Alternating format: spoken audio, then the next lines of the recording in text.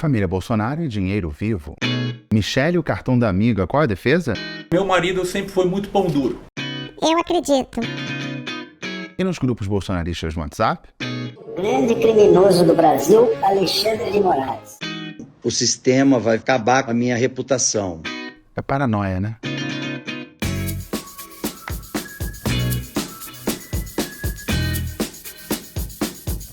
Coluna do Garro de volta, tudo bem, gente? Estamos de volta, mais uma vez aqui, navegando nos grupos bolsonaristas nas redes sociais. Eu tô lá há quase 5 anos, já falei isso. Eu recebi uma crítica na semana passada que eu queria compartilhar para ajudar a gente a refletir, sempre assim. A pessoa disse que eu falo da extrema-direita e eu não falo da extrema-esquerda. Pelo simples fato de eu só estar no grupo da extrema-direita, eu não consegui acesso a grupos de extrema-esquerda. Só que, geralmente, quem fala isso, eu não falo da extrema-esquerda, a pessoa quer dizer que eu não falo do governo Lula. Eu não critico o governo Lula. Só que Lula é tudo menos extrema-esquerda, né? Existe extrema-esquerda no Brasil? Sim. Existe extrema-esquerda no Brasil com representação parlamentar? Não. Né? Pessoas que defendem golpe de Estado, ataque às instituições, luta armada. Esse povo que é da esquerda e defende tudo isso está fora da política institucional. Não foi eleito. Tem até uns partidos aí menores que defendem isso, tem uns que nem são partido, mas a extrema-esquerda não é representativa no Brasil. Mas se por acaso eu um dia conseguir acesso, se alguém me der acesso a esses grupos, eu vou adorar navegar também. Não é uma questão, eu não navego nos grupos da extrema-direita por uma questão ideológica, eu caí lá. As pessoas não acompanham esses grupos que não são exatamente fechados, mas também não são abertos, são grupos, digamos, restritos. Poucas pessoas têm acesso a isso, e como eu tenho, e eu convivo com essas pessoas de forma virtual, claro, mas eu convivo com essas pessoas, eu acho muito importante a gente compartilhar, porque a gente está num momento em que a gente vê um cerco fechando a Bolsonaro, família e aliados. Na cobertura da imprensa, esse é o tom, cerco fechando, porque saem mais e mais provas de vários casos de corrupção e com muitos detalhes, né? Muitos prints, muito registro tanto em áudio, em texto, e então tudo muito claro. Só que nos grupos bolsonaristas, essa realidade não está lá. Eles vivem numa realidade alternativa. Então esse canal aqui compartilha fake news, sem endossar, obviamente. Eu não estou endossando, muito pelo contrário. Eu uso esse espaço aqui para denunciar as fake news. Não à toa eu escondo o rosto das pessoas, porque eu acho que eu estou falando disso como um movimento. Muitas das pessoas que fazem esses discursos, que no fim das contas são no mínimo antidemocráticos, mas muitas vezes racistas, misóginos, violentos, eu tenho dúvida se elas têm a dimensão do que elas estão fazendo. Um grupo de pessoas que se apartou do debate e acreditam fazer parte de um grupo de pessoas privilegiadas que têm o real entendimento da realidade. Sendo que o que a gente entende como realidade é algo construído em cima de fatos, episódios que vão se acumulando, contradições que a gente vai tentando decifrar. Nesse espaço não é o espaço da contradição, é o espaço da união e, no fim das contas, defender um movimento, mas mais do que um movimento, uma única pessoa, que é Jair Bolsonaro. Eu faço essa introdução só para a gente se situar, para eu não cair direto no Vinuzap, para a gente não embarcar direto na fake news. É importante a gente entender esse mundo nosso aqui dos terrabolistas para a gente fazer uma transição suave para o mundo dos terraplanistas e para ficar muito claro do que se trata, esse outro lado, essa realidade alternativa. Por isso, eu faço aqui sempre uma introduçãozinha.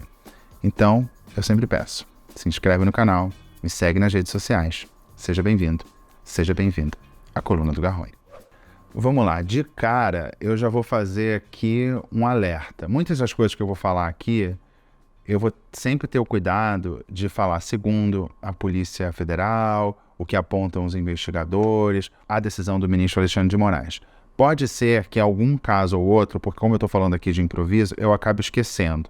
Então, em vez de falar que eu vou falar que tudo indica que, há claros sinais de, há um vasto arsenal de provas que corroboram com a ideia de, tá? Mas eu posso esquecer. Então, se eu por acaso esquecer, fica claro aqui que a gente ainda está no campo das hipóteses, mesmo que tenhamos provas bastante claras apontadas pela Polícia Federal, tá? Então, só lembra disso. Se por acaso eu falar assim, eu tenho ali um elíptico segundo a Polícia Federal, tá bom? Então, vamos lá. Se você não viu o último vídeo, eu aconselho porque senão eu não posso ficar fazendo essa contextualização todo o vídeo, senão eu vou ter que voltar sempre lá nas guerras do Peloponeso, no Velho Testamento. Eu tenho que começar de algum ponto. O ponto do qual eu vou começar são essas novas acusações que agora envolvem a ex-primeira-dama Michele Bolsonaro. No vídeo anterior, eu falei do caso das joias e da vacina, como os bolsonaristas estão reagindo a isso e como os grupos bolsonaristas no WhatsApp estão reagindo a esses dois casos. Eu vou avançar agora para o caso esse novo movimento aí de dinheiro, novas movimentações de dinheiro. Eu vou até deixar um link aqui. A reportagem originalmente é do UOL, então ninguém melhor do que o UOL para detalhar, tá? Então eu vou deixar o link com detalhes, mas eu vou ler aqui rapidamente alguns apontamentos que eu fiz, só para a gente situar. Dessa vez a gente vê reaparecendo um mesmo personagem, eu não sei se é um personagem principal, mas é o personagem que veio à luz.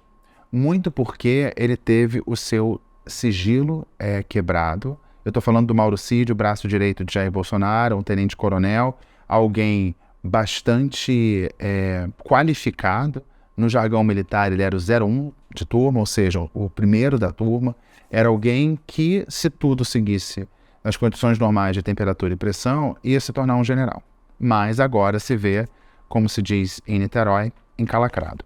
Como essas informações vieram a partir da quebra de sigilo do Mauro Cid, toda essa história acaba sendo contada do ponto de vista do celular e das contas bancárias do Mauro Cid. Então, nesse sentido, na construção da história, nesse quebra-cabeça que a polícia tenta montar, ele vira um protagonista. Mas não quer dizer que ele é um protagonista da história real, né? Lembrando que a gente está tentando entender o que aconteceu no Palácio do Planalto e, muito especificamente, naqueles últimos momentos de governo Bolsonaro, apesar de o caso do dinheiro que seria para a primeira-dama, para pagar contas pessoais, tenha acontecido antes disso. Então a questão é a seguinte, vamos lá. Segundo o UOL, com base nos dados da Polícia Federal, a PF encontrou informações suspeitas sobre movimentações financeiras e elas se referem ao uso de dinheiro vivo e repasses para o pagamento de despesas relacionadas à então primeira-dama e pessoas próximas a ela. A PF ampliou o número de quebras de sigilo e chegou à assessora de Michele e integrantes da ajudância de ordem. Então, havia ali a quebra de sigilo do próprio Mauro Cid, que era o ajudante de ordem, e agora isso foi estendido para aqueles que eram seus, digamos, pares. Por mais que ele fosse como se fosse o ajudante-chefe, havia outros, que estão presos, aliás, que também participavam da ajudância de ordem, e assessora de Michele. Os investigadores encontraram imagens de 7 comprovantes de depósitos em dinheiro feitos por Mauro Cid que foram encaminhados a assessoras de Michele. Os documentos foram localizados em trocas de mensagem no WhatsApp. O que mostra ali uma certa... Eu não sei se a palavra é ingenuidade, porque eu não gosto de tratar... Eu quero falar disso no fim do vídeo. Tratar bolsonarista como ingênuo / burro. Não gosto, eu acho ignorância, porque há uma inteligência. Mas talvez mostre, esse fato de serem mensagens trocadas pelo WhatsApp, talvez mostre o quão corriqueiras eram essas movimentações. O que a gente vê aqui como uma prova de um possível crime ou um indício de um desvio, possivelmente, de dinheiro público, para eles podiam chamar isso de terça-feira, tá? Então, pode ser isso. Isso poderia ser só a pontinha do iceberg que você nem nota, né? Ficou ali um recibo de uma coisa aparentemente pequena, mas pode até ser pequena diante de tudo que era feito. Não é pequena de fato, né? Porque é um crime. Ou não é um crime, mas há sinais de que seja. Há sinais de que seja um crime. Tem movimentação registrada, segundo a Polícia Federal na reportagem do UOL, feita da conta do Cid para a conta da Michelle. Por que Cid, ajudante de ordem da presidência, precisaria movimentar dinheiro para a conta de Michelle Bolsonaro? E aí são muitas as perguntas. Isso é só para mostrar que, mais uma vez, a família Bolsonaro se vê diante, olha a cara de déjà vu, se vê diante de acusações que envolvem a transação em dinheiro vivo. Eu tenho dificuldade de lembrar a última vez que eu saquei dinheiro. Eu tenho dificuldade de lembrar isso. Mas eles têm essa tradição. E aí cabe a gente perguntar, isso é uma coisa que eu estava pensando, se tudo se confirmar, a família Bolsonaro, a renda da família Bolsonaro dependia, o custo de vida deles, para manter a vida deles, era maior do que eles recebiam, e são todos funcionários públicos, né? Recebiam do Estado, através de seus salários e soldos, né? O Bolsonaro também é um militar aposentado. Eu acho que eles não planejavam chegar a ser a família presidencial. Acho que foi um sonho de uma noite de verão que se concretizou.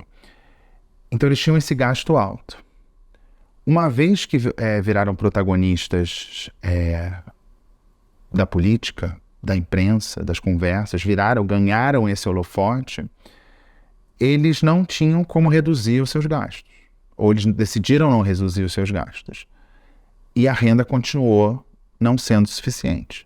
Então precisou ter uma complementação de renda, né? Só que o que para eles sempre foi muito natural, agora, como fazem parte da elite política, o presidente da República e os filhos, um filho senador, outro filho deputado federal, ganharam um protagonismo. E trata-se com muito, quase que deboche, quando houve, por exemplo, aquele levantamento da Juliana Dalpiva falando dos imóveis da família Bolsonaro, que eram dezenas de imóveis, a reação dele qual é o problema de pagar um imóvel em dinheiro vivo? Sendo que é uma família de funcionários públicos. Todos os rendimentos deles, teoricamente, né, viriam do erário público. O Flávio tinha sua fantástica loja de chocolate, que era um negócio, que, né, se você compra o chocolate, emite nota fiscal, todos os negócios legais. Para que passar pelo dinheiro vivo? Porque quando passa pelo dinheiro vivo, você perde o contato com qualquer registro. Parece ser essa a intenção, mascarar a origem do dinheiro. No caso mais recente, que agora envolve a primeira-dama, contas de Michelle pagas com dinheiro do Mauro Cid, dinheiro da conta de Mauro Cid, esse pagamento feito por uma empresa privada com contratos com uma empresa pública, depositado pro ajudante de ordem, que saca o dinheiro, esse tipo de coisa, trouxe agora Michelle Bolsonaro pro protagonismo, pra luz. E aí, eu vou separar só um detalhe que eu acho interessante pra gente captar o nível da cara de pau, pode ser, da cara de pau. Quando, por exemplo, o Bolsonaro falou que, logo depois do 8 de janeiro, que ele postou, fez um comentário defendendo ali que havia fraude na urna, um comentário golpista, muito em linha com o que ele já tinha dito, só que foi depois do 8 de janeiro, ele já não era mais presidente. Ele disse, tomei morfina, não lembro, tava doidão. Teve também outro episódio que foi, quando ele recebeu a Polícia Federal na casa dele e ele disse que o celular dele não tinha senha. E depois, em entrevista ao Metrópolis, o filho dele, Flávio, disse que o pai não tem senha no celular, logo, né, alguém poderia, quem sabe, mexer. É uma desculpa ali para possivelmente isentá-lo de algum crime que possa ser constatado no futuro. E agora vem uma desculpa da Michele Bolsonaro que é nesse campo semântico, é nesse mesmo campo semântico. Afinal, por que Michele Bolsonaro usava o cartão de crédito de uma amiga?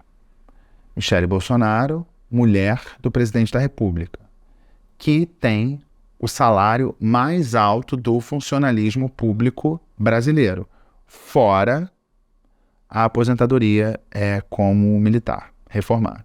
Afinal, por que Michele Bolsonaro usava o cartão de crédito da amiga? E eu separei aqui um trecho da defesa da família Bolsonaro. Olha só. A amiga, confidente, de longa data, Rosimeire, oferece a ela um cartão adicional da Caixa. E ela aceita esse cartão em novembro de 2011. Como funcionava? Dona Michele fazia pequenas compras e a Dona Michele reembolsava mês a mês a Rosimeire. Quando chegava a fatura, Rosimeire, amiga dela, dizia: o cartão adicional deu 1.000, 2.000, 3.000, 800, 300, 200. Por que não foi utilizado o cartão do presidente? Utilizava da amiga e não, por exemplo, o presidente pediu um cartão adicional. Resposta da Dona Michele para mim há meia hora atrás. O meu marido sempre foi muito pão duro. Exato, é o constrangimento do homem e mulher, deixa eu pagar, não deixa eu pagar. Normal. É difícil de entender. Então, o marido era pão duro, Bolsonaro era pão duro. Não queria emitir um cartão adicional para a mulher. É possível? É possível. Mas ele era pão duro e, segundo a defesa, ele topava pagar com o próprio dinheiro o cartão, as despesas da mulher no cartão da amiga. Faz sentido? Ele é pão duro para fazer o pagamento no cartão de crédito, mas o dinheiro para pagar o boleto alheio, ele não é pão duro? Faz algum sentido? O advogado, o assessor, não sei mais o que ele é, o Weingarten, fala que era uma coisa assim de homem e mulher e tal.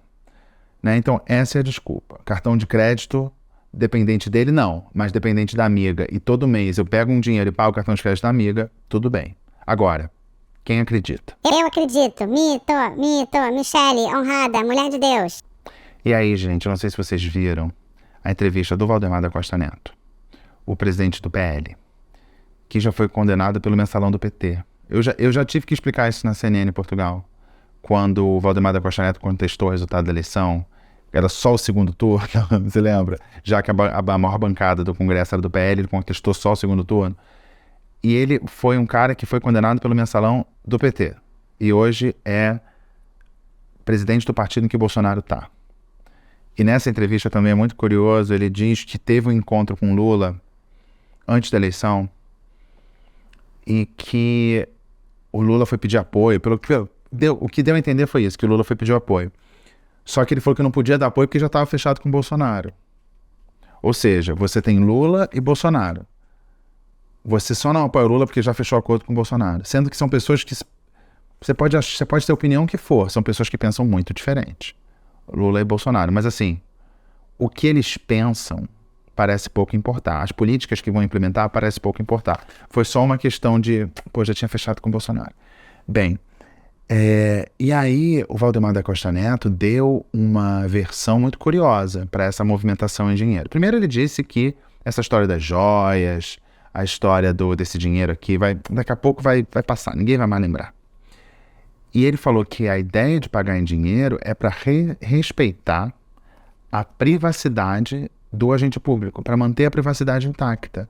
Porque se você fizer um Pix, você pode se expor. Né? Você vai pagar o corte de cabelo, mas se expor demais, né? Você vai pagar a manicure, como ele fala dinheiro para manicure, dinheiro para corte de cabelo, vai se expor demais. E o próprio Valdemar nessa disse isso, que ele também faz pagamento em dinheiro. Porque, por exemplo, você vai pagar um funcionário. Se você pagar no Pix, o funcionário pode saber quanto o outro ganha.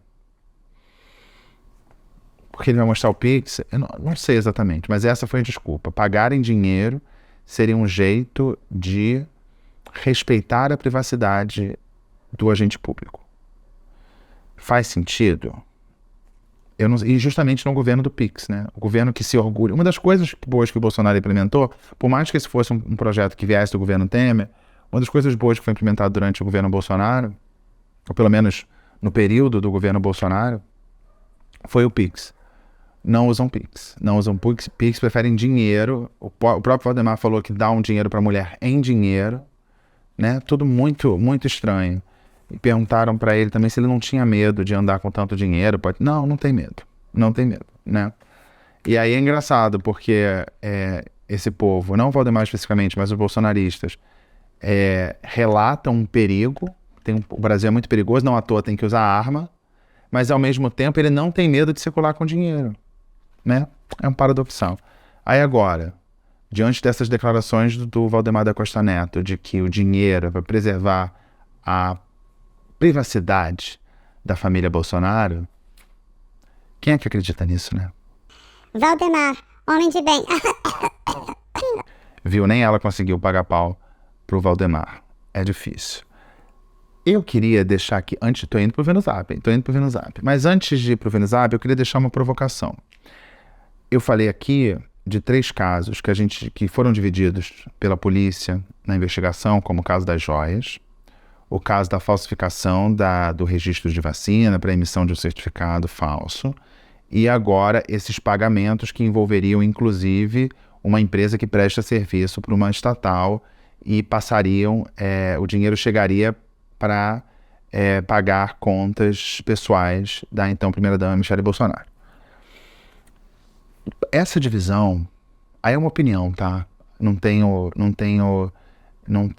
como mostrar, evidenciar isso, mas é uma dedução razoável diante das informações com as quais a gente está lidando. São 3 casos separados, aparentemente, mas parece que essa é uma formalidade jurídica, né? Porque, no fim das contas, é a mesma coisa. Se você pensar bem, é tudo a mesma coisa.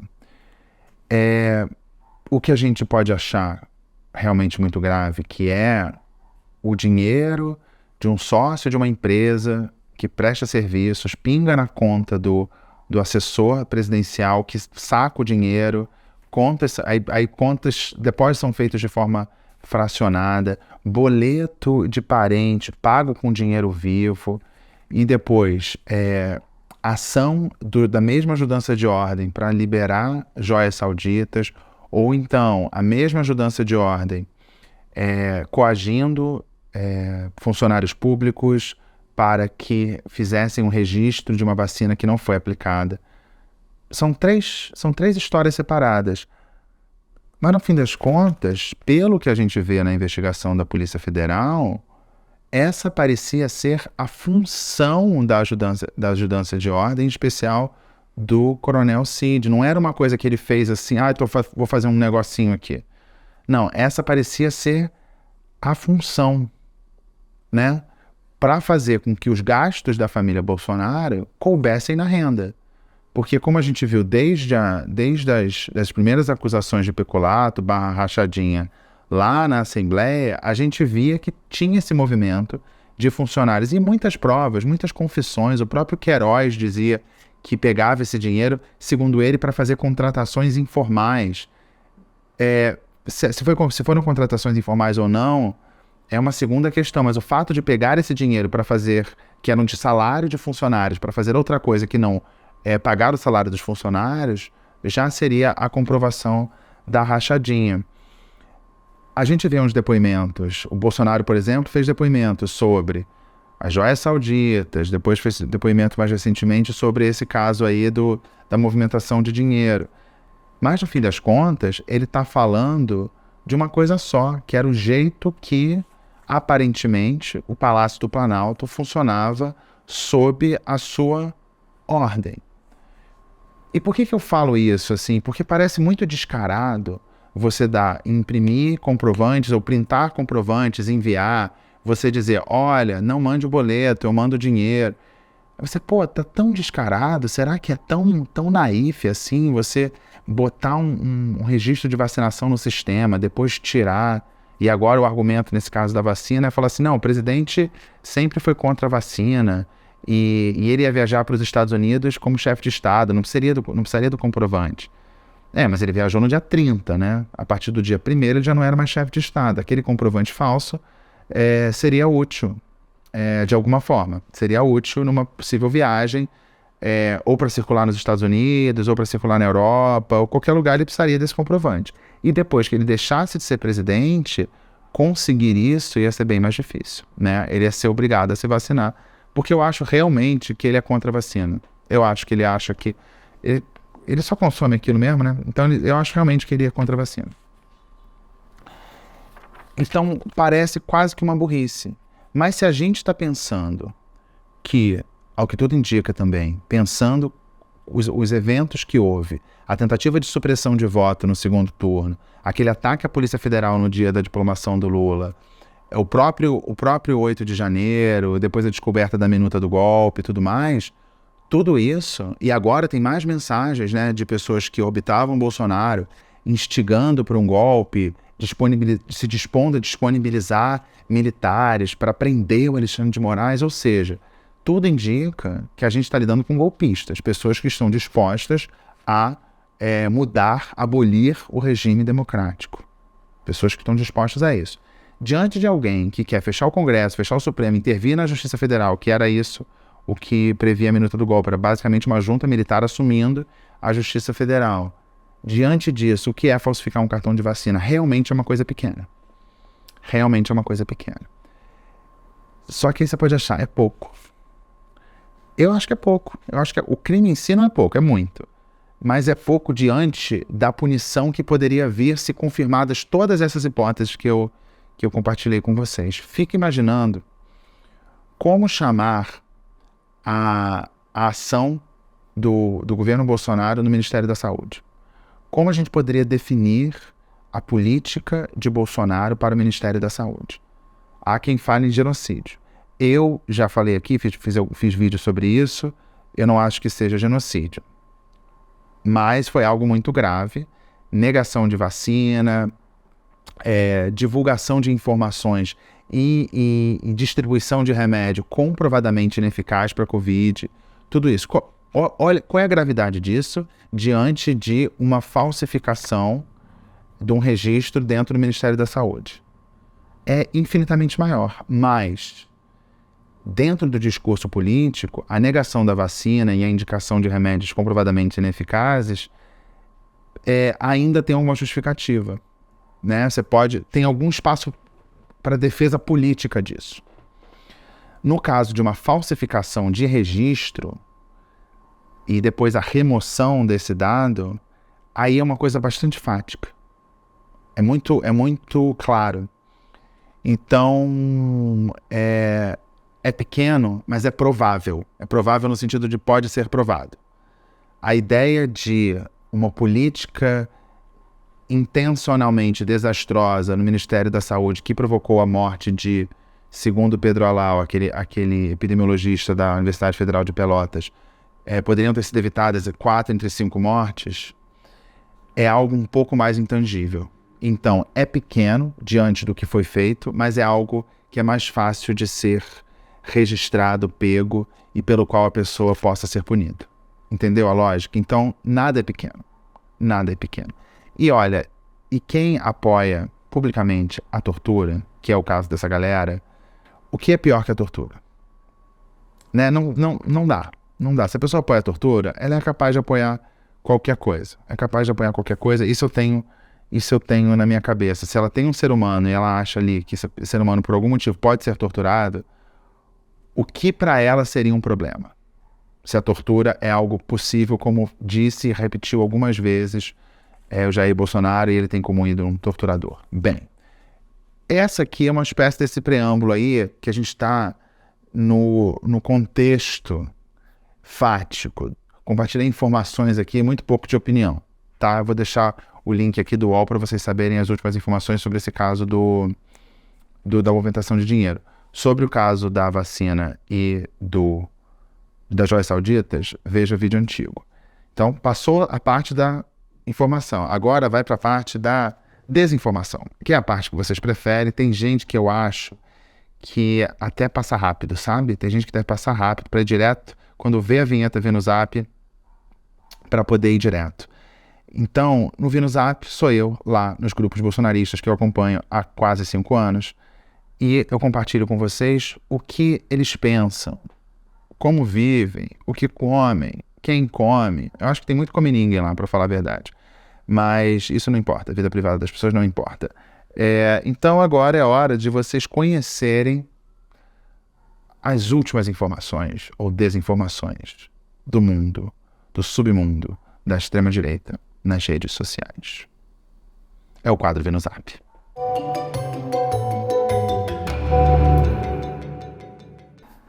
Tá na sua tela, é o que tá na minha tela. E aí, de cara, a gente já vê isso aqui, ó.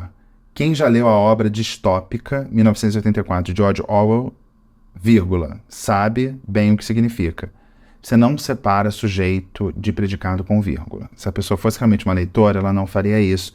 E é interessante o bolsonarismo usando a palavra distopia, distópico. Mas vamos lá, o que que diz? Movimento Dragões Conservador. É o nome do movimento, ok. 1984, Alexandre de Moraes monitorava todos os passos de funcionários do gabinete de Bolsonaro e da primeira-dama desde 2021. Então, isso aqui é o que está relacionado ao mais recente episódio da descoberta aí da Polícia Federal, que entra no âmbito da perseguição política. Então, aqui, ainda mais com essa imagem que botaram do Alexandre de Moraes, entra como perseguição política. Só que tem um detalhe, havia uma quebra de sigilo, então ele não monitorava todos os passos de funcionários de gabinete. Diante de uma quebra de sigilo, foram descobertas algumas suspeitas de vários crimes, né? Eu citei alguns aqui de vários casos que eu defendo que não é o caso A, B ou C, é um jeito de operar diferente, paralelo, uma estrutura paralela à estrutura de Estado dentro do Palácio do Planalto, Palácio da Alvorada, né? Então, eles veem como o Alexandre de Moraes monitorando, sendo que houve pedido da Polícia Federal. É importante entender que no mundo desencantado dos bolsonaristas, é preciso ter a lógica binária. Então, é sempre o Alexandre de Moraes contra. Não importa o trabalho da Polícia Federal. Porque se for mergulhar nessa ideia da Polícia Federal, a Polícia Federal, no imaginário bolsonarista, é bolsonarista. Então, a Polícia Federal iria agir contra Jair Bolsonaro e todas essas provas não são coletadas pelo Alexandre de Moraes. Foram coletadas pela polícia. Mas, na mística bolsonarista, é uma perseguição do Alexandre de Moraes. E, diante disso, eu separei aqui também, tem uma campanha. Vocês não estão sabendo dessa campanha, que é isso aqui, ó. Atenção! Campanha nacional pela prisão de Alexandre de Moraes. Tenhamos todos coragem de compartilhar essa vontade popular nas redes sociais. Não se acovarde. Passe adiante, por favor, sem medo. Só enviar para 5 amigos. Como se a prisão de alguém dependesse do grau de viralização de uma postagem. Mas eles campanham pela prisão. Aqui, ó. Manifestação. Se lembra que eu falei? Tem mais manifestação convocada, que eles agora estão chamando de greve geral, fora STF, aí não tem ponto, tá? Não tem ponto, não tem vírgula, a gente sente até falta de ar. Fora STF, vocês não nos representam, extinção já. Impeachment de Lula, Alckmin, tá escrito errado, Pacheco e Lira já. Então você tira os chefes do Executivo e do Legislativo. Tira, acabou. Pô, Alexandre de Moraes. Ah, não, o STF já tá fora. Extinção do STF, desculpa. Já tô confundido aqui. O fora STF, extinção. Você extingue o Supremo e tira todos os ministros, obviamente, e tira também Lula, Alckmin, e fica o quê, né? População, estoquem alimentos e vão para as ruas. População vai para... Gente, não consegue uma frase em inglês português. População, estoque alimentos e vá para as ruas. Estou fazendo uma correção real time. Empresários, vírgula, organizem suas contas e cooperem. Organizem suas contas. Ó, quem vai financiar isso tudo? Caminhoneiros, guardem seus caminhões. 11 de junho, começa 11 de junho. Aí, quando acaba, aí, ó, o Brasil vai parar. Compartilhe com todo mundo. Chamem geral, chamem os oficiais, chamem os veteranos da Segunda Guerra Mundial. A Segunda Guerra Mundial acabou há quanto tempo, gente? É 45, faz as contas que eu sou de humanas. Dá quase 80 anos. Então, Quantos anos tem essa pessoa? Tem que ter. Essas pessoas vão derrubar o regime. Chamem todo mundo. Vamos encher as ruas, vamos fazer a nossa parte, vamos salvar o Brasil, é agora ou nunca. Brasil, Brasil, Israel. Tem uma bandeira de Israel ali, porque como você joga uma bandeira de Israel assim meio aleatória. Repassando, ó, a estratégia. E aqui complica, ó. Cada um de nós levar e acompanhar 5 pessoas diferentes e cada um desses fazer mais 5. É a pirâmide do golpe. Matematicamente em 5 etapas. 5 vezes 5, 25 vezes 5, 75 vezes 5, 375 vezes 5, 1.800, 5 vezes 2.000, 11.000, quase 2.000 pessoas. Ou seja, cada um dos 5 patriotas iniciais poderia levar indiretamente quase 12.000 pessoas. No próximo dia 21. Então já não é 11, é 21, tá? Desculpa, gente, as datas não estão batendo. Isso é teoria, claro. Isso não ocorre assim na prática. Mas supondo que apenas 10% dos patriotas faça isso, não tem uma concordância, a pessoa quer derrubar o regime e não consegue acertar a gramática. Faça isso, 10 dizem que farão isso, mas apenas um faça. Ele tem que explicar o que significa 10%, né? Supondo que apenas 10% dos patriotas façam isso, explicando, 10 dizem que farão isso, mas apenas um faça, 10% de 11.000 dá 1.000 não sei quanto lá, patriotas no dia 21 de maio. Que tal tentarmos isso? Eu já me perdi nas contas, tá? Né? Porque agora você vai dar o golpe, você tem que ficar perdido na conta. Eu vou dar uma pincelada em vários temas que aparecem nos grupos, tá? Para vocês terem uma ideia. Tem isso aqui, ó, essa menina aqui, Nanda, não sei o quê. Ela disse lá no dia 30 que apertou o 13 com força. Com tanta força hoje e tal. Aí depois ela diz, teoricamente depois, fui assaltada, me bateram, fiz xixi na roupa de tanto medo, tô destruída. Publiquei nas minhas redes e recebo mensagens de alguns babacas dizendo faz o L. Que é o seguinte, se você votou no Lula e foi assaltado, você votou errado. Se você votou no Lula e você perdeu o emprego, você votou errado. Dando a entender que qualquer problema que aconteça no Brasil é culpa do Lula.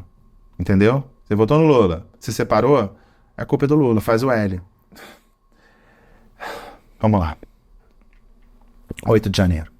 8 de janeiro, a gente sabe o que aconteceu, tá? Não vou repetir não, só ver os últimos vídeos. Só que, para os patriotas, bolsonaristas, golpistas, extrema-direita, é tudo culpa do PT. Segundo a entrevista que a gente viu do Valdemar da Costa Neto, a culpa do 8 de janeiro é culpa do Flávio Dino, tá? Só que aqui eles estão querendo dizer que a culpa é de quem? Não é do Flávio Dino. Não é, vocês já estão vendo aí na imagem. É da Janja. Porque a Janja enviou ônibus para manifestantes? A pergunta. E aí eu vou rodar para vocês verem porque aqui é só imagem, tá? Você está vendo a imagem. Aí tem aqui PT, 8 de janeiro, a foto da Janja. Aí tem alguém aqui, ó. É um diabo falando no Lula, comparando a Janja com o diabo. Até chamam o Lula de Janjo. Isso é uma coisa que está acontecendo. E a pergunta. E aí tem um áudio, que é um áudio que vai comprovar isso. Entendeu? Eu vou botar aqui só um pouquinho para vocês entenderem o grau de desconexão. Vamos lá. Gente, bom dia. Eu tava tentando contato com o índio daqui do estado pra Terceira Ponte, de Aracruz, pra apoiar a gente. Eles vão estar em Brasília contra os patriotas. Eles vão estar contra os patriotas. A Janja vai mandar um ônibus pra Vitória, pra Aracruz, pra pegar esses índios. Pelo amor de Deus, hein? Então, não é nada secreto, né? A pessoa fala, a Janja contratou os ônibus e tal. E fala, e aí é um detalhe, e eu não vou botar mais esse áudio aqui, porque eu não quero perder meu tempo com isso. Mas fala assim, é para ir contra os patriotas. Quando que um petista vai chamar bolsonarista de patriota? Né? Então a pessoa se denuncia até pela linguagem, né? Porque para quem recebe isso aqui, que são os bolsonaristas, eles são os patriotas. Mas os petistas não chamariam os bolsonaristas de patriota, a não ser que fosse de forma irônica. Então, fiquem de olho, porque os bolsonaristas estão acreditando que a Janja é responsável pelo envio de ônibus de infiltrados para o 8 de janeiro em Brasília. Tá bom? É o que está aqui, tá? Precisa ter prova? Não precisa. Aí diz aqui, vamos ler o texto. Repassem para chegar até nossos deputados. Eu tinha o vídeo que fizeram da janela mostrando o ônibus saindo dessa cidade, aí com essa voz falando que avisaram nos grupos do Zap. Eu tinha esse vídeo, mas cadê o vídeo? Não tem o vídeo. Para ficarem alerta, eu compartilhei em de 20 grupos, acho que no final de dezembro só, não lembro a data, o áudio é importante, vamos compartilhar. Então assim, é o áudio que tinha um vídeo, mas esse vídeo se perdeu. O vídeo se perdeu. Droga, não fez um backup. Uma coisa aqui que eu queria compartilhar, que é do senador Marcos Duval, e só pelo naipe da imagem você já vê gravíssimo e sirenes e tal. E compartilhar com vocês uma coisa curiosa, que eu fico... Depois, quando eu vejo o vídeo pronto, eu me toco que eu esqueci de vários detalhes, de comentar vários detalhes. Então, assim, não dá, porque é muito, assim, é uma aulas e aulas de semiótica. É muita semiótica. Então, eu esqueço. Se vocês virem um detalhe que eu não pesquei, me avisem. Porque aqui eu tô vendo, eu tô falando. Então, o Marcos Duval é aquele que que disse que o Daniel Silveira tinha um plano para gravar o Alexandre de Moraes. Depois ele disse do lado do Bolsonaro, não, foi mal, eu tava mentindo, era uma brincadeira e tal. Ou seja, uma pessoa que disse que havia um plano para grampear o ministro Alexandre de Moraes e depois assumiu que aquilo ali era só algo com uma cortina de fumaça e tal. Ou seja, credibilidade zero. Então, o que diz esse senhor, fica difícil acreditar diante de confissões de mentira. E não é que alguém disse que ele mentiu. Ele mesmo disse que ele mentiu. Então, alguém quando mente uma vez e orgulhosamente mente, fica difícil acreditar em qualquer palavra dele. Mas isso aqui é interessante que ele vai falar. Vamos ver. Se você, é aquilo que eu sempre falo para vocês. Se você não pode derrubar o argumento, você derruba o argumentador. Então, o sistema vai vir para cima para acabar com a minha reputação. Então, já estou avisando a vocês. Vocês salvam essa parte do vídeo, marca a data, dia e horário, que vocês vão ver que isso vão tentar fazer. Mas, dane-se, eu não sou político de carreira. Então, eu estou cumprindo a missão aqui. E se ceifarem minha vida, podem investigar que vocês vão chegar no governo que está no poder hoje, que foi através deles que minha vida foi ceifada. Mas parece que foi um suicídio. Não, falsificaram a minha certidão de óbito, pode ter certeza disso. Mas foi um assalto seguido de morte. Não, foi execução. Pode anotar isso, tá, gente? Então ele já está antecipando que o governo Lula vai mandar matar ele, tá? E se ele tem essas provas, ele poderia denunciar, né? Se ele tem provas de que a vida dele está ameaçada, ele poderia usar isso politicamente, não esperar morrer para isso ser usado politicamente, mas usar hoje, né? Olha aqui as ameaças que eu recebi, mas não tem. Então essa ideia de conviver com o medo, com esse inimigo que nunca chega, é algo muito presente no bolsonarismo. Não à toa você tem ali o comunismo, e tem uma coisa que a gente tem que reconhecer. Durante o governo Bolsonaro, o comunismo não invadiu o Brasil. Então, para quem achava que o comunismo ia invadir o Brasil, o Bolsonaro foi bem sucedido, né? Então tem que ter esse clima de ameaça. Uma coisinha aqui, deixa eu ver, esse aqui é daquela deputada alemã da extrema-direita que veio para o Brasil e teve uma reunião com Alexandre de Moraes e fez uma postagem na rede social dela. Vamos ver, isso virou um vídeo que é compartilhado nos grupos, vamos ver. Que conhecemos o maior criminoso do Brasil, diz a parlamentar alemã sobre Alexandre de Moraes. Atriz von Storch. Eu tenho aqui a tradução do que essa deputada falou. Ela disse o seguinte, ela disse o seguinte, relato da viagem ao Brasil. Tivemos a honra, entre aspas, de conhecer o grande criminoso do Brasil, Alexandre de Moraes, o todo-poderoso sobre todos os juízes, que não só julga tudo, como também comanda a polícia e o Ministério Público, e assim incorpora o Ministério Público. O coração de todo totalitário bate alegremente quando vê o poder deste senhor. E nossos verdes e esquerdistas estão felizes. Finalmente, alguém que restabeleceu, entre aspas, a democracia no Brasil. Deu uma chuva de comentários aí no seu Instagram de apoio à sua coragem de criticar o nosso protoditador. Só tem um detalhe, né? Você é uma deputada alemã. Só que ela é uma deputada da extrema-direita, neta de um ex-ministro, neta de um ministro do nazismo, de Hitler. E um que ficou até o final. Ela necessariamente é nazista, porque ela tem um avô nazista? Não. Mas, não sei por vocês, se eu tivesse um avô nazista, eu ia fazer questão de botar no meu perfil do Instagram. Sim, não, abaixo meu avô, sou contra o meu avô. Eu queria deixar muito claro, eu queria fazer esse distanciamento muito claro, o que nunca houve. Então, isso é prova de que pro bolsonarismo, basta alguém falar alguma coisa com a qual você concorde para essa pessoa ser uma pessoa notável, uma eminente autoridade, né? É uma deputada da extrema-direita, neta do nazista, que nunca falou mal do avô. E ela falou mal do Alexandre de Moraes. Se essa pessoa falou mal do Alexandre de Moraes e você não gosta do Alexandre de Moraes, ela está correta, não é mesmo? Então, mais uma aqui, deixa eu ver. Que eu separei. Tem umas coisas sutis, assim, ó. Olha isso aqui. É bem sutil, tá? Mas eu acho interessante pra gente ver por onde a gente navega aqui nos grupos. O WhatsApp anuncia ferramenta que salvará casamentos e namoros, né? Foi anunciado nesta segunda-feira um novo recurso do aplicativo que ajudará maridos e namorados. Vai ajudar maridos e namorados. Agora, por quê? Eu entrei no link para ver e diz aqui, ó. A Meta anunciou uma nova ferramenta no WhatsApp chamada Proteção de Conversas. Com o novo recurso, será possível que as conversas sejam protegidas através da criação de senhas e de pasta separada. Dessa forma, mesmo que tenha acesso ao aparelho, não conseguirá ver as conversas. O recurso estará disponível nos próximos meses e já está deixando os maridos ansiosos. A ferramenta permitirá a criação de uma senha personalizada, assim as conversas serão acessíveis com uma senha. Repetindo aqui. Então, por que deixa o marido ansioso para que essa ferramenta seja implementada e o aplicativo que ajudará maridos e namorados a manter segredo? Né?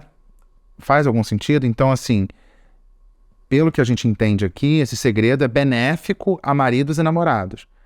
Por que eles precisam manter segredo de suas... Obviamente são esposas e namoradas porque são todos cis e hétero. Por quê? E é bom manter esse segredo.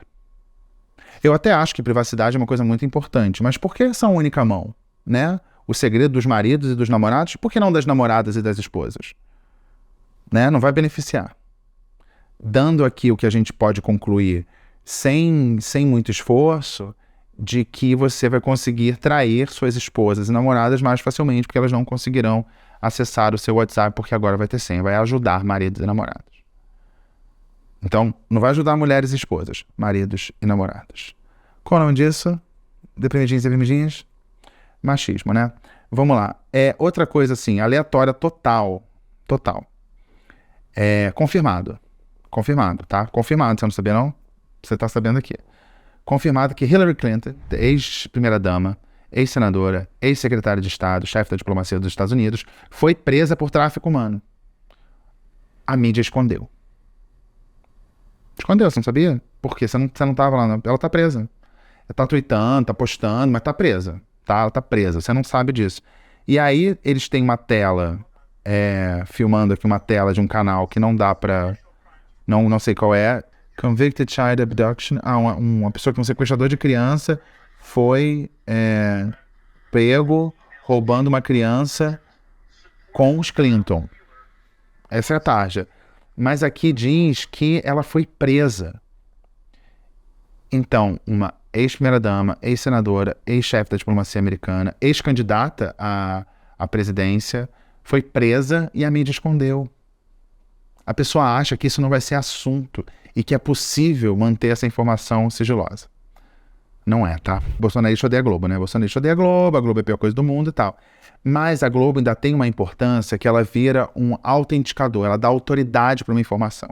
Então eles pegaram aqui um trecho do que eu imagino que seja uma retrospectiva daquelas que são feitas no fim do ano da Globo, falando do ano. Eles pegaram só os trechos que falam de problemas no governo Lula, início dos anos 2000. E você vê que a edição é toda mal feita, mal cortada e tal. Então eles odeiam a Globo, mas se a Globo, nesse momento, há quase 20 anos, falava mal do Lula, a Globo está certa. Aliás, só que a Globo mente. A Globo mente, ou ela só mente quando ela aponta defeitos das pessoas que você gosta. Então tem aqui... Antes de violência em todo o Brasil. Diante das câmeras, o terror. Medo no olhar das mães. Do mandato do presidente Lula. Quantos acordos? O Brasil vendeu refinarias para o governo da Bolívia e agora paga mais pelo gás boliviano. E no Grande Sertão, a terra rachada, o gado morto e o homem com sede. Crise nas bolsas, crianças em perigo, medo nas ruas do Brasil, afogando mágoas. Salve-se quem puder. Então, é isso. É o duplo pensar. A Globo mente ou não? Depende. Se ela traz uma notícia ruim de alguém que você não gosta, ela fala a verdade. Se ela traz uma notícia ruim para alguém que você gosta, ela mente. Tá? Então a gente passou aqui por golpismo, convocação para manifestação golpista, o machismo, mentiras deslavadas, enfim. Essa é a coluna Vê no Zap. É um pouco assim aleatória, é um pouco caótica, tá? Espero que vocês tenham gostado, tá? Fica por aqui o quadro Vê no Zap.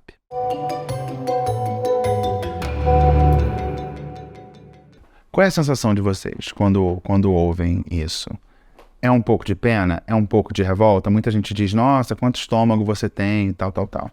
Eu acho que eu encaro isso um pouco, talvez, como um médico que trabalha num pronto-socorro, sabe? Se ele ficar desesperado diante de cada fratura exposta que ele vê, ele não consegue trabalhar. Então, eu trabalho um pouco assim. Agora, uma coisa que eu vou deixar aqui também, uma reflexão pra gente pensar. Muita gente chama os apoiadores do presidente Jair Bolsonaro de gado, né? Ah, é o gado. Eu não gosto. Eu já cheguei a fazer brincadeira com isso, mas eu não gosto. Eu fiz uma reflexão sobre isso, eu acho ruim, porque você desumaniza. E quando você desumaniza, você tem duas consequências. Se você desumaniza, qualquer coisa que seja feita contra essa pessoa que não é humana, fica menos grave. Né? Vocês sabem que eu sempre estudo genocídio, eu falo muito de genocídio, em vários genocídios que houve ao longo da história do mundo. E o genocídio tem um pressuposto que é a desumanização da vítima. Uma vez que aquela pessoa deixa de ser humana, você pode fazer qualquer coisa com ela. Então eu não gosto muito dessa ideia de gado. E a outra consequência bastante prática de você tratar como gado é dar uma certa... deixa a pessoa inimputável. Porque já que ela é gado, ela nem sabe o que ela está fazendo. Será mesmo? Dá uma certa ingenuidade. Então, gado é um nome ruim. Gado é um nome ruim, porque desumaniza e dá um certo ar de infantilidade para essas pessoas que não seriam responsáveis pelos próprios atos. E as pessoas têm que ser responsabilizadas pelos seus próprios atos, não é mesmo? E outra coisa que eu queria chamar a atenção, que nem tudo é binário. Nem tudo é binário, Lula versus Bolsonaro, não é bem assim. Tá rolando uma votação, tá ainda na CCJ da Câmara, a análise de uma anistia para os partidos com problemas nas contas e também partidos que não cumpriram as cotas eleitorais, as cotas femininas, por exemplo. E esse tipo de projeto não é um projeto que divide lulistas e bolsonaristas. Até onde eu vi, o grupo que se opõe a esse projeto de anistia a essas irregularidades eleitorais tem ali PSOL, Rede, esquerda, e Partido Novo, que não sei onde eu vou encaixar o Partido Novo aqui, muitas vezes é mais bolsonarista que Bolsonaro. Mas para a gente entender que nem tudo pode ser visto por esse prisma, tá? Às vezes, bolsonaristas e lulistas estão muito felizes de se unirem por uma causa única, nesse caso aí, anistiar um bando de irregularidade eleitoral, tá? Então nem tudo é separado dessa maneira, pra gente ficar de olho, tá bom? Esse foi o último recadinho aqui da coluna. Gente, falei demais, como sempre, é o editor que lute. E vamos pra coluna do Francisco, tinha um monte de coisa pra falar ainda, a coluna do Francisco, estou fazendo uma coluna especial daquele documento, que não sei nem se alguém vai gostar, mas eu tô adorando estudar pra fazer, tá? Então, se inscreve no canal, chegou uma marca importante o canal, um canal que é feito, é o lugar, eu tava até conversando com um amigo meu, já vou eu falar mais, tava conversando com um amigo meu, esse é o espaço, esse aqui, o espaço que você tá, bem-vindo, bem-vinda, eu faço tudo da minha cabeça, tudo que tá aqui é da minha cabeça, é pro bem e pro mal, se for ruim é culpa minha, se for bom é culpa minha. E eu tenho um cachorro latindo, espero que não esteja pegando aqui. E eu não fico como algumas pessoas que eu conheço que vivem de rede social. Eu não vivo de rede social, eu tenho rede social, mas eu não dependo da rede social para viver. Eu tenho meus jobs. As pessoas ficam muito ligadas nos analytics, nos horários de postagem, no tamanho do vídeo. Eu não penso em nada disso. Eu faço aqui o que eu acho legal, o que eu tô afim de fazer nessa semana. Nessa semana eu tô afim de... Eu venho aqui e faço. Os vídeos estão ficando longos, eu costumava fazer vídeo de 20 minutos, 30 minutos, o vídeo está com 1 hora, eu não tô deixando passar de 1 hora, porque eu acho que esse é um limite. O meu bruto já passou de 1 hora, eu tô com 1h05 falando aqui, vou ter que cortar. Esse aqui é o meu espaço. Então, se você achar o vídeo muito longo, assiste em 2 partes, assiste só uma parte, sabe? Esse é o meu espaço. Como teve alguém que criticou, por exemplo, assim, o seu cenário, ele é muito confuso, ele me distrai. Aí eu falei, cara, eu não tenho direito de fazer um cenário que eu goste. Isso aqui, a minha cabeça é confusa, vocês sabem disso, minha cabeça é aleatória. Então o meu cenário é confuso, tem um pouco da minha história, de coisas que eu comprei, eu ganhei ao longo da vida. Tudo aqui tem uma história. Eu posso pegar cada objeto aqui e falar 10 minutos sobre cada objeto, porque cada um tem uma história e para mim isso trazem memórias afetivas. Então é isso. Aí eu vou fazer um cenário clean, porque a pessoa achou confusinho. Gente, não, desculpa, não. Se você achou confusinho, você ouve como podcast, tá? Você não olha pra tela. Eu não vou mudar o meu cenário porque alguém achou feio. Eu vou mudar o meu cenário quando eu achar feio, quando eu encher o saco, tá muito blá, blá, aí eu vou. Mas, porque esse é o meu espaço. É o meu espaço, aqui é a minha cabeça, é um lugar que eu não tenho chefe, eu não preciso prestar contas pra ninguém, eu só preciso responder, respeitar os padrões ali, as diretrizes do YouTube, que são bastante largas, né? Bastante largas aqui, porque aqui não vai ter discurso de ódio, não vai ter nudez, não vai ter incitação à violência, não tem mesmo, tá? Então aqui é o meu espaço, tá? Eu faço o que eu quero dentro das limitações do YouTube, só que as minhas limitações são maiores que a do YouTube, tá? As minhas limitações éticas, mas eu vi que tem muita gente nova entrando. É assim, tira 1 horinha por semana pra estar comigo, que tal? 1 horinha de qualidade, com brincadeirinhas, com informação e o meu jeitinho, e também, o meu cachorro. Vocês sabem que o Francisco tá velhinho. Então, ir tomar um banho já vira uma aventura. Veja na coluninha do Francisco. A coluna do Guarani ficou por aqui. Um beijo. Tchau. Até a próxima.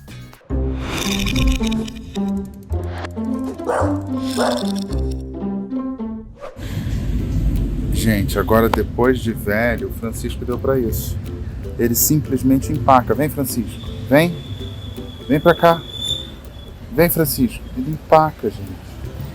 Francisco, eu tô levando ele pra tomar banho, porque ele não toma banho tem um tempo. O que eu vou ter que fazer? Hein, Franciscão? Hein? Não, agora ele quer ir pra lá. É pra cá. O banho é pra cá. Ó. Vem. Aí ele deita. Vem, Francisco. Ele deita. Vem, Francisco. O que eu vou ter que fazer? Pegar ele no colo. Vem cá. Vem cá, Francisco. Tem que te pegar no colo. Não foge não. Vem cá. Aqui. Tem que pegar o Francisco no colo. Esse cachorro de mais de 20 quilos.